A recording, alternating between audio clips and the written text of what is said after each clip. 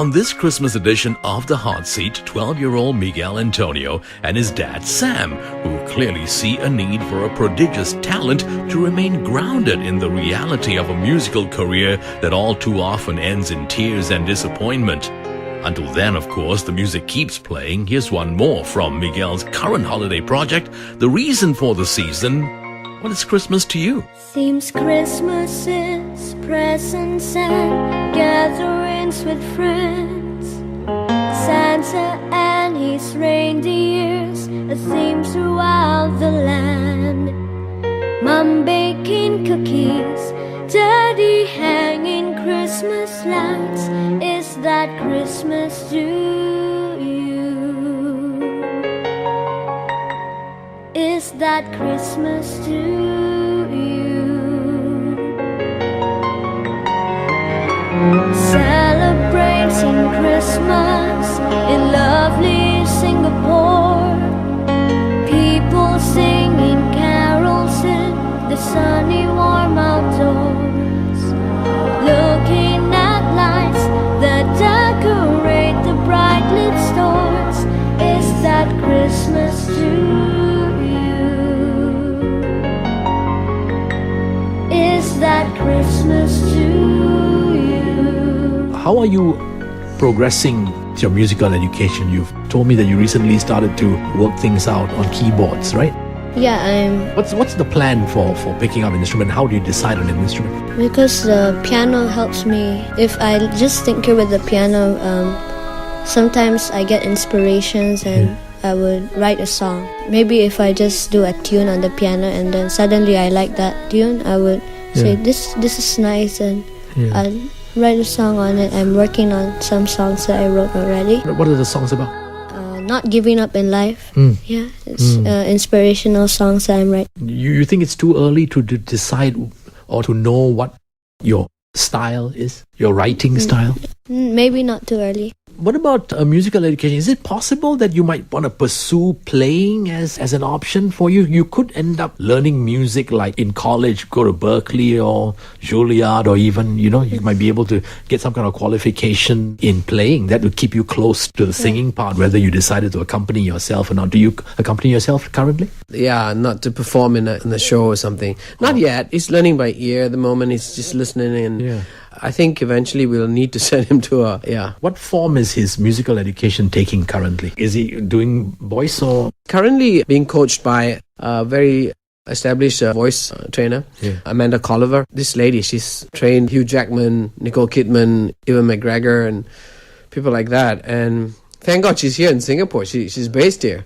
And it's actually a few doors away from our house. So It's just our neighbor. So it's perfect. And honestly, we're so happy that we found her, because we needed someone like her because of his range, his voice range. And she's opera trained. She does opera. She teaches him how to preserve his voice, especially now. The transition is going to happen soon when he hits his teens, just to be prepared. So What they call cracking. They call it cracking, but we call it change. The change. So for him, it will be that. I have seen tremendous change in his voice, his vocal style, and his stamina. What she's done for him is amazing.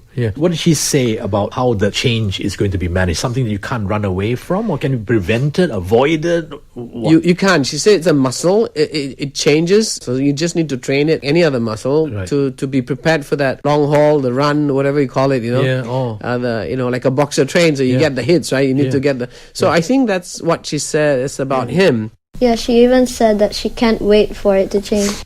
What about playing? Are you looking at his ability to command an instrument at all? Oh, absolutely. I think piano is something that is a basic instrument for any producer, any songwriter. The piano is good for the ears as well as for the voice. Yeah, he's self-taught. He does it very well. And I think that's something that we want to look at, to get a very good teacher to pursue that, and maybe singer and a pianist at the same time. Currently, I'm sure you love singing as much as anything, but you like playing? Can you describe a typical voice lesson? Let's say you went to Miss Colliver. What time are your lessons? Once a week. How long each time? An hour. What does the hour consist of? She would warm up my vocals. Sometimes just do a whole lesson of warming up so that I can record.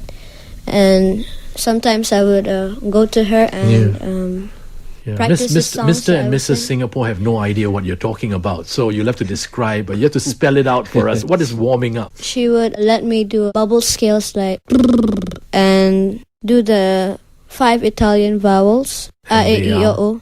Oh, okay. Yeah, and then I would. And she you'd have would- to sing those? A, E, I, O, U. And you do that for an hour? No, she would do different. Yeah. And I would do How long have you been working out with her? just beginning this year, March, I think. Really, we scouted around everywhere to find someone who can really help him. We found her this year. When I called her up and said, I'd like to send my son to you for some vocal lessons. She said, how old is he? I said, he's 12. He said, sorry, I don't teach kids. I said, wait, hang on one second. Can I just send you a tape of his voice? He's singing, and then you decide. And I sent it over. I emailed it over to her. She called me back in 30 minutes and said, okay, he's booked for next week. And I tell you, a moment he heard him, she fell in love with him. That was it. And he was her first young student. Yeah. And now I think he opened the floodgates. Now she's teaching a few other young kids. I mean, vowels and bubble singing sounds like great fun for all of 30 minutes. So what else are we doing in class here? Are you learning anything? Does it ever get boring? I would be bored to tears. I mean, run screaming for the pool. Sometimes I'd practice the songs that I'll be singing. So that's the kind of, are you familiar with the idea of vocal arrangements? You understand everything she's telling you? Yeah, when I went for other vocal lessons, I didn't understand what they meant. Yeah. But she knows what she's talking about. The important thing is whether you know what she's talking about. Yes, I'm gonna have to write some songs. My own songs, Yeah. my dad said. Yeah. So I'm working on some. Yeah. And maybe 1 or 2 covers. And these covers will be decided on the basis of how well you sing them, how much you like the artist who first recorded them. He's very involved in that. If he doesn't like a song, he will actually tell you that this is not my style. Yeah. And at one point, we had a little argument Yeah. about a song that I liked, and he won. I ain't singing that, Dad, and that's final. That's final. Give me a reason. I said, you're 12 years old. I've been around the block. I know what's good, what's not. What is it? He says, I don't like the arrangement. Yeah. That's the one. I said, I can rearrange it.